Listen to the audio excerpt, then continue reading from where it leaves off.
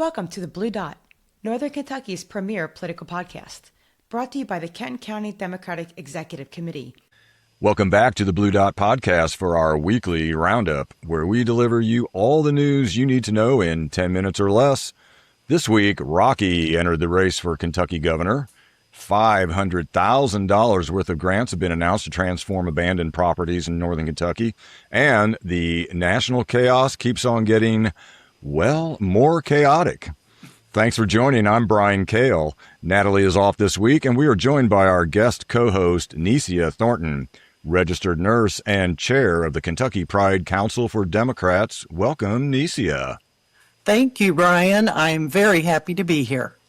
Yeah, well, it's great having you. You know, I think the biggest political story in Kentucky this week is Rocky Adkins, senior advisor to Governor Andy Beshear, officially announcing his campaign for governor. While it isn't a surprise that the Rocky entered the race, it is certainly going to shake things up in the primary race for the Democrats.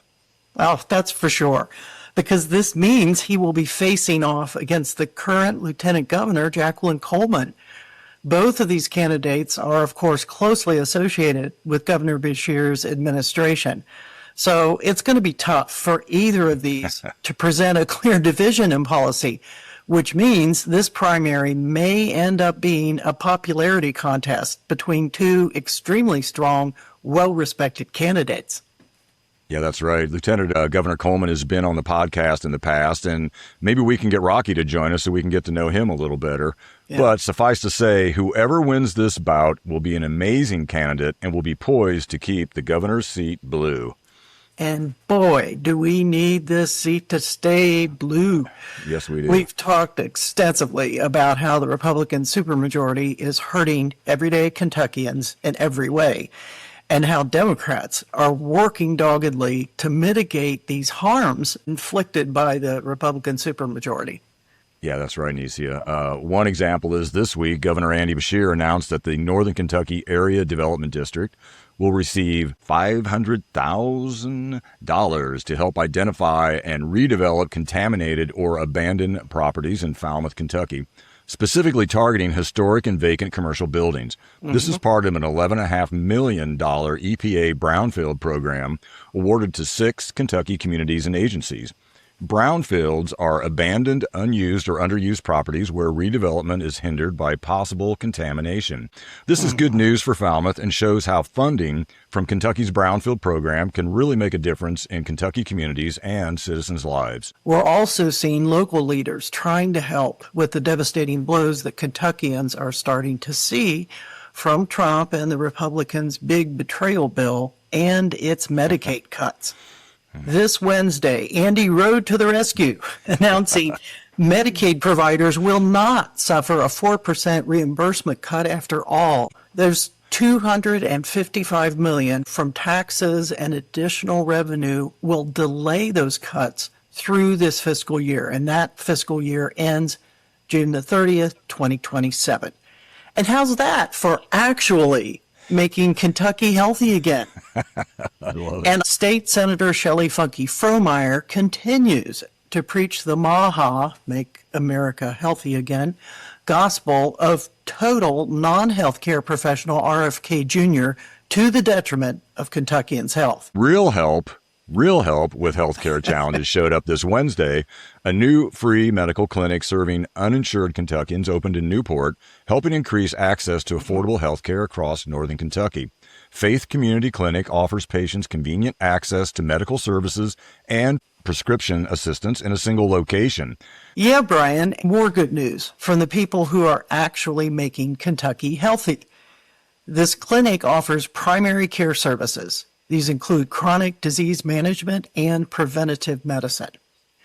The patients must be Kentucky residents, uninsured, and generally have household incomes below 300% of the federal poverty level. This is according to the medical director, Dr. Robert Tracy. The Faith Community Clinic is currently open 2 days a week, but good news, plans to extend to 4 days a week. Yeah, the clinic has seen people from all over northern Kentucky and beyond because people simply can't afford health care and medication. The clinic is reporting that they are seeing retired individuals who worked every day of their lives and thought they could retire comfortably, but who are now struggling. Yeah, it does seem like every day things keep getting a little harder for pretty much everyone who isn't part of Trump's Epstein class. The cost of living is up across the board. We all know this, and it will continue to rise as it appears we have escalated Trump's little excursion in Iran. Oh, yeah. I mean, Pete Hegseth, General Dan Raisin Kane, and a Department of Defense bean counter testified on Capitol Hill this week to ask for more money for this little old Middle East excursion. I mean, Nisia, Pete only needs just $67 billion more, and he's sure Iran will never, ever have a nuclear weapon. Oh, do you mean the nuclear weapon Iran would have developed if we hadn't, quote, completely and totally obliterated its nuclear capabilities in June 2025 with, wait for it, Operation Midnight Hammer? Yeah, according to Pete, we did totally obliterate their nuclear capabilities in that attack, but doggone it, Iran just kept on wanting to build another one, so we had to attack again. Even Lord Trump said the reason for starting this latest war, Operation Epic Fury, was that Iran was, quote, 2 weeks away from having a nuclear weapon. I mean, those Iranians must be some real geniuses to come from total obliteration of the program to a working nuclear bomb in the space of just 7 months. Oh my gosh. And Brian, I've got to pause a moment to say, aren't these military campaign names simply ridiculous? It's like giving a comic book hero title that's somehow going to make it a good idea and a success. Yeah, right. I mean, I'm waiting for Operation Head Up Anal Sphincter. Now, that one will actually make sense for this administration. Oh, Brian, it would make too much sense. And speaking of heads up the anal sphincter, Pete's goal is to be like his boss, and he's getting closer. His insecurity and incompetence were on full display during the congressional hearing. He could not factually answer a single question. But to his credit, he only blamed the current Iran war on Joe Biden a handful of times. Just a handful.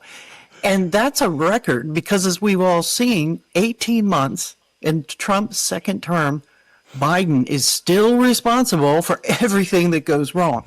In fact, I'm pretty sure I saw Joe with a box cutter surveilling the reflecting pool a couple of weeks ago. Finally, we have found our Vandal. Yeah. You know, Nisia, the monetary cost of this Iran incursion is one thing, but, much more importantly, we have also lost several of our troops with hundreds more injured.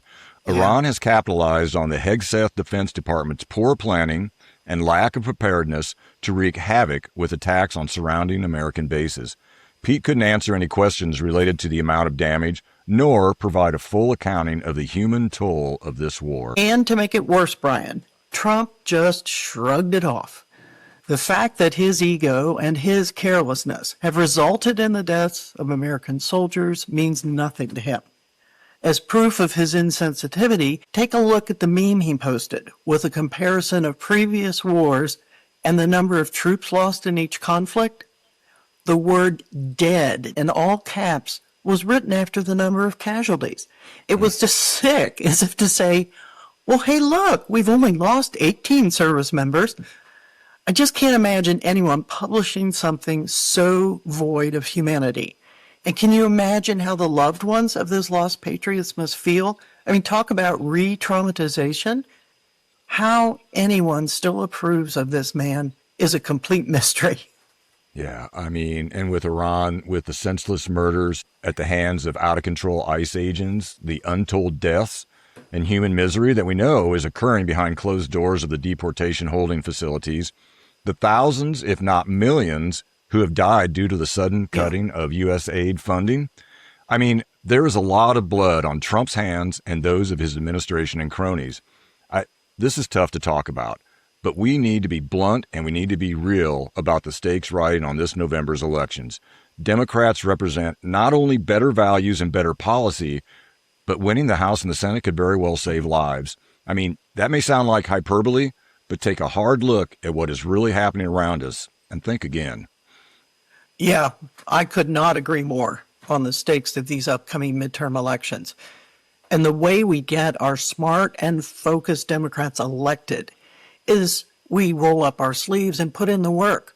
Right. One of the best ways to get out the word and get Dems to the polls is through good old-fashioned canvassing.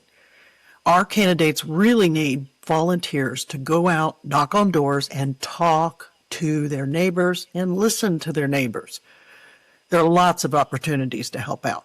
We invite all of our listeners and viewers to check out KentonCountyDemocrats.org for canvassing dates and times and sign up to help. Yeah, that's right, Nisia.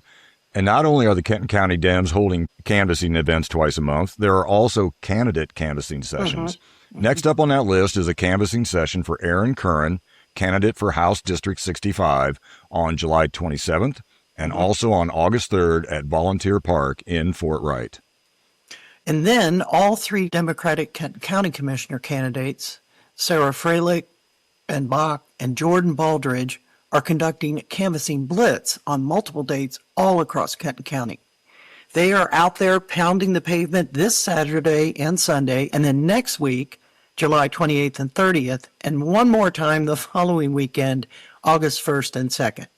For all of these events, volunteers will meet at the Lookout Heights Civic Club in Fort Wright. That's right. And hey, before we go, I wanted to take a minute to give a shout out to our very own executive committee member, Denise Fritsch. Yay. This week, Denise was named as the Kenton County Public Library Executive Director. Congratulations, Denise.